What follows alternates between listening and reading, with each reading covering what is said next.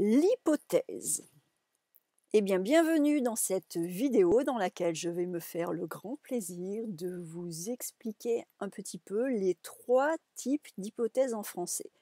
Donc cette vidéo présente ces 3 types d'hypothèses, elle sera suivie par des exercices pour chaque type d'hypothèse, mais il s'agit soit d'une vidéo de survol pour comprendre la globalité des possibilités d'expression de l'hypothèse en langue française, soit il peut s'agir d'une vidéo de rappel, de révision, si vous connaissez déjà certaines formulations d'hypothèse. Donc, ce n'est pas à tout apprendre par cœur, c'est juste un outil pour vous aider à situer les choses les unes par rapport aux autres. C'est comme cela qu'il faut l'utiliser. Il ne faut pas tout de suite apprendre par cœur, rassurez-vous, on va y aller tranquillement. Alors en français, nous avons donc 3 types d'hypothèses. Je commence par l'hypothèse sur le futur parce que c'est celle qui est grammaticalement, je dirais, la plus simple. Je vous ai donné quelques phrases à observer. L'année prochaine, si j'ai mon examen, je viendrai en vacances en France. L'année prochaine, si j'ai mon examen, je viendrai en vacances en France. Deuxième exemple, si un jour tu réussis ton permis de conduire, je t'achèterai une voiture.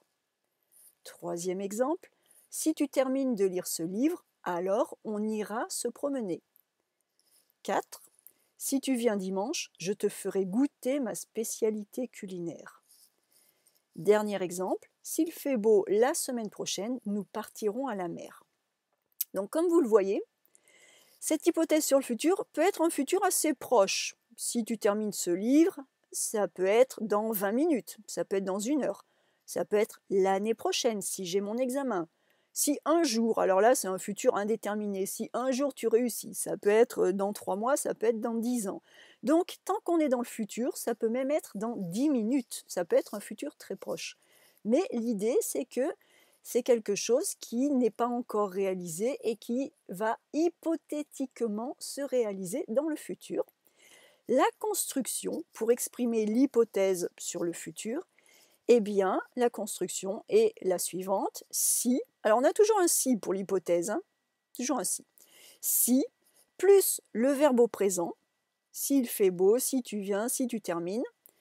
Et dans la deuxième partie de notre phrase, la deuxième proposition, la conséquence, ça c'est vraiment la partie hypothèse. Et si cette hypothèse se réalise, alors conséquence, la conséquence, eh bien le verbe est au futur simple de l'indicatif. Nous partirons, je ferai, on ira, j'achèterai. Donc voilà, hypothèse sur le futur, si plus verbe au présent, conséquence, verbe au futur simple. Ensuite, nous avons la deuxième hypothèse, qui est l'hypothèse sur le présent. Alors on observe les phrases que je vous ai écrites. Si je gagnais au loto aujourd'hui, j'irais manger dans un restaurant 3 étoiles. Si j'avais plus de temps, je m'inscrirais à un club de sport. Si je n'avais pas peur, je prendrais plus souvent l'avion. Si je savais cuisiner, je ferais de bons petits plats. Donc nous avons toujours nos si. Nous sommes dans le présent parce que c'est si je gagnais au loto aujourd'hui, maintenant, tout de suite. Si j'avais plus de temps, le fait avec cette hypothèse sur le présent, c'est que ce que l'on dit, si j'avais plus de temps, et on sous-entend parce que tout de suite, maintenant, actuellement, je n'ai pas beaucoup de temps. Actuellement, je n'ai pas gagné au loto. Actuellement, j'ai peur. Et actuellement, je ne sais pas cuisiner. Donc, on commence notre construction de l'hypothèse sur le présent, on a un si, et le premier verbe est à l'imparfait. Notre hypothèse est à l'imparfait. Et si jamais on arrive à faire cela, eh bien la conséquence, dans la deuxième partie de la phrase, le verbe va être au conditionnel présent. Si plus imparfait, une fois que ça se réalise, ou que ça se réaliserait, verbe au conditionnel présent. Donc on a vraiment cette forme, si je savais cuisiner, je ferais de bons petits plats. Attention, hein, c'est un conditionnel. Alors vous savez qu'au présent, n'importe quoi, à la première personne du singulier, à je, le futur et le conditionnel se prononcent de la même façon. Phonétiquement, ils sont similaires. Mais attention, futur, il n'y a pas de S. Conditionnel, nous avons un S. Là où les choses vont changer, c'est par exemple, si je remplace par exemple là, on ira au conditionnel, on va dire on irait. Nous partirons au futur, au conditionnel, on va dire nous partirions. Donc faites bien attention, l'hypothèse sur le présent, il s'agit bien d'un conditionnel. Même avec je, même si ça ressemble à un futur, c'est un conditionnel présent.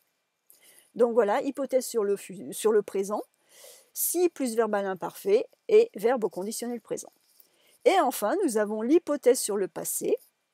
Alors l'hypothèse sur le passé est un petit peu plus, bon, ce sont des temps un peu plus complexes a priori, mais en fait c'est seulement mécanique, ce n'est pas si compliqué que ça l'hypothèse en français, parce que ce sont des temps, même si vous ne les connaissez pas très très bien, si vous êtes capable de faire les deux premières hypothèses, vous avez tous les éléments, et c'est un peu comme jouer au Lego, vous pouvez tout assembler pour faire la troisième hypothèse. Donc je n'ai pas vraiment de souci là-dessus, c'est mécanique, il suffit de s'entraîner, de répéter, et on comprend.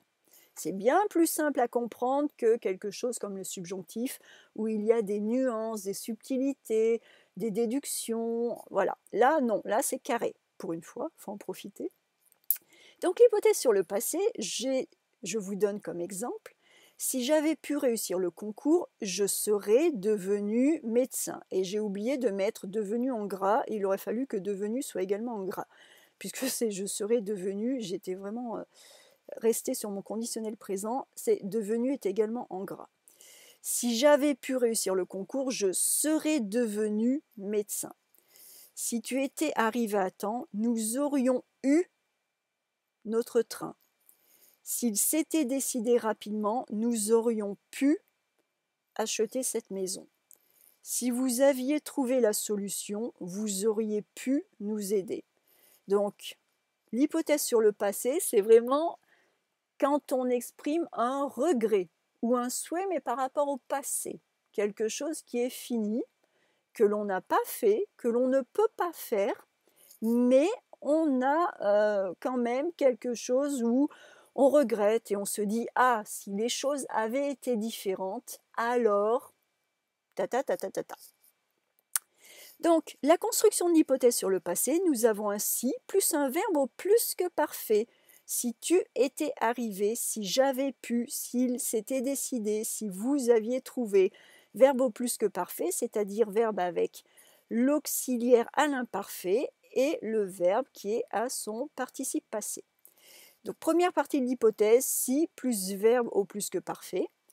Conséquence de notre hypothèse, verbe au conditionnel passé. Et c'est pour cela que j'ai dit que devenu, j'aurais dû, conditionnel passé, j'aurais dû le mettre en gras aussi, puisque notre verbe, c'est vraiment je serais devenu. Donc, pour former un verbe au conditionnel passé, nous avons l'auxiliaire être ou avoir qui est conjugué au conditionnel et nous avons notre participe passé. Je serais devenu, nous aurions eu, nous aurions pu, vous auriez pu. Donc, même si le conditionnel passé peut être un temps qui vous fait un petit peu peur, en fait, vous connaissez déjà parce que vous savez conjuguer au conditionnel présent et il n'y a que l'auxiliaire être et l'auxiliaire avoir que l'on va conjuguer au conditionnel présent. Et ensuite, nous avons notre participe passé, mais le participe passé, nous l'avons déjà au plus que parfait, nous l'avons au passé composé, nous l'avons au futur antérieur, donc le participe passé, c'est quelque chose que vous commencez à déjà bien connaître. Donc le conditionnel passé est assez simple à construire. Si on connaît, vous savez déjà conjuguer au passé composé, donc vous avez déjà tous les mécanismes d'auxiliaire. Et un verbe qui se conjugue avec l'auxiliaire être au passé composé va garder son auxiliaire être dans tous les temps composés. Un verbe qui se conjugue avec l'auxiliaire avoir au passé composé va aussi garder l'auxiliaire avoir tout le temps. Donc, il n'y a pas de mauvaise surprise. Si vous savez conjuguer un verbe au passé composé, vous gardez le même auxiliaire. La seule chose, c'est que cet auxiliaire, vous le mettez au conditionnel présent et vous gardez votre participe passé. Et voilà, vous avez un joli conditionnel passé.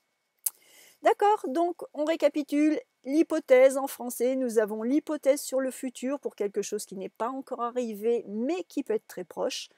Et la construction de cette hypothèse est si plus verbe au présent et verbe au futur simple.